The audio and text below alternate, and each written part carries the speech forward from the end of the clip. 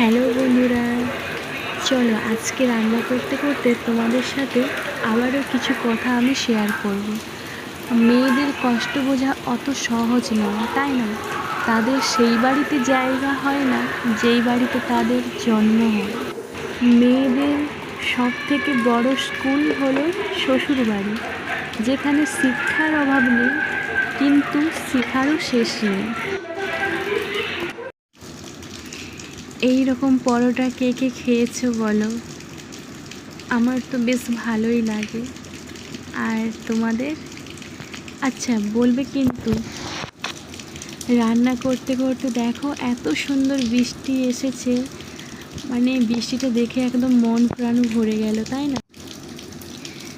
এখানে আমার পরোটাগুলো ভাজা হয়ে গেছে। তোমাদের কার কার ভালো লাগে আর এটা কিসের পরোটা একটু বলবে কিন্তু, ঠিক? রেডি হয়ে গেল আমার সব পরোটাগুলো। চলো বন্ধুরা, গুড নাইট, শুভরাত্রি, ভালো থাকবে সবাই।